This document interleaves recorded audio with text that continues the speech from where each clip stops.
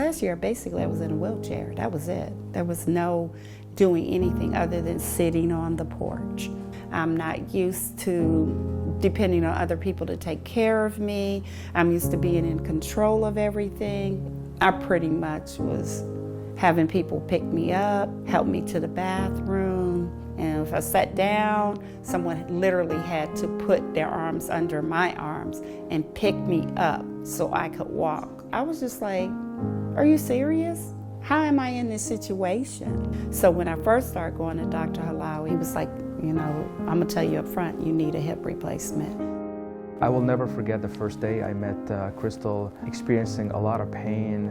I'm a firm believer in providing a patient-specific surgery. I think the success of any operation hinges on the surgeon not just focusing on a particular area, but actually looking at the patient as a whole after surgery. First post-operative visit, seeing her walking on her own without pain, and also seeing that change in her spirit. To me, that's the best reward that I could ask for. I'm very thankful that he's as skilled a surgeon as he is, because without that, I don't think I would be walking.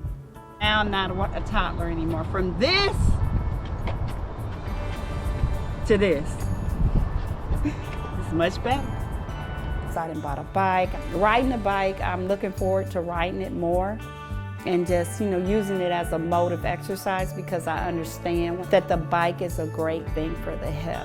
And I do swing out. And one day I was in here and I heard a song and I cut the step. I was like, yeah, the hip is back.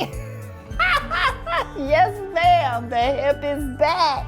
I had really good care at Methodist. Came and checked on me, you know, asked me how I was doing, all of it. And that's the best thing you can ask anybody to do. Now that I have my hip replaced, I would like to be able to run or even jog. Run, Forrest, run!